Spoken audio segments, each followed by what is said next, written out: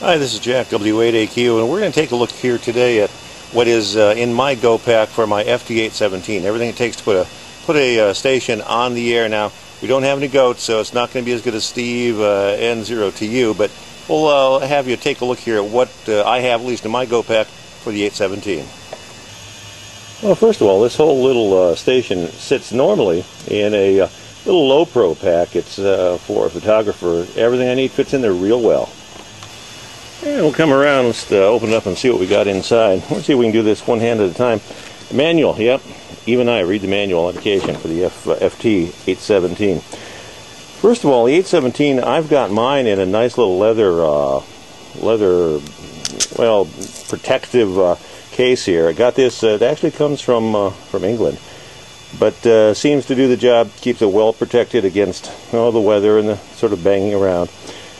We won't talk a whole lot about the unit itself. You can get all kinds of information about that online. I do have the W4RT DSP.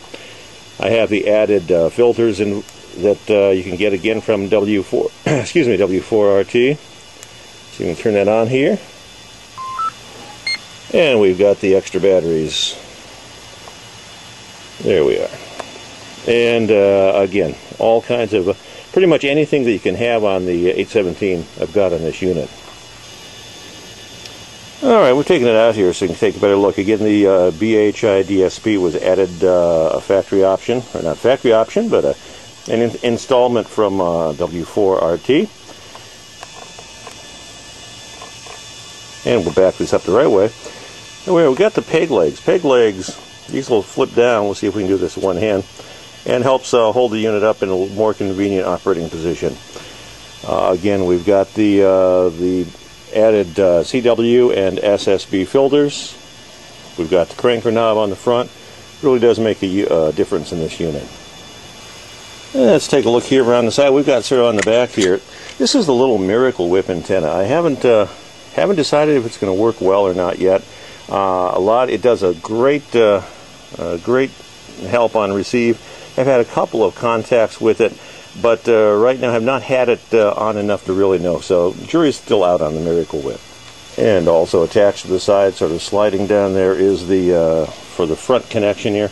This is the UHF VHF antenna that comes with the 817. I've added a 90-degree connector on mine to make it a little more convenient when operating from a desk. All right, all kinds of added little goodies here. In here, these are from Palm. 2 keys. This is, I'm going to try to do this one-handed. It's telegraph key. That sort of the standard straight key. And this is the Palm paddle that, again, sort of pops out. And I use it for my iambic paddle. Works quite well. We've got the extra added batteries from W4RT, but when I have even need for more power, this is the Mega 817. Again, it came from W4RT. It gives me tons of time, tons of power, and really a lot of time on the 817. Carry along, again, this is not something I'm going to backpack too many times, but I'm taking it with me. This is the one fast charger, and that's the wall wart down in there. Again, a W4RT edition. Charges both the 817's new internal batteries that I put in there, and just plugs right in. You don't have to have the disconnecting of the batteries. It really was a bit of a pain, as any of you who have an 817 probably already have found out. Here I have, for when I'm not using the Miracle Whip, this is my little LDG Z100 auto tuner.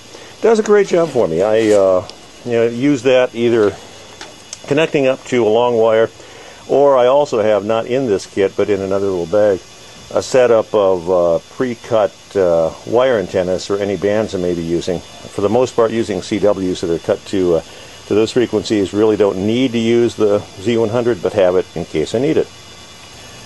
And let's unzip through here. This is the top part of the low pro bag.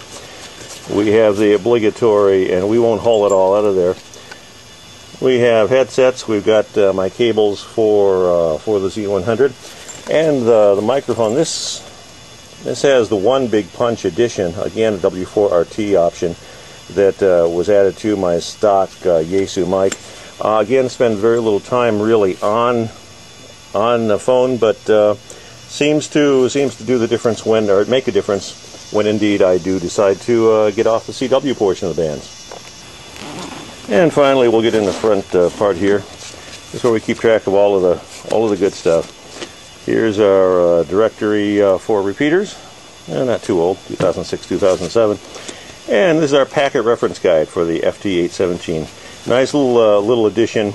Gives me all the information I need when I can't quite remember what it is I need to be doing as my memory gets more and more failing here in old age. And the log here, as you can see sticking out there, a little mini log from the ARRL.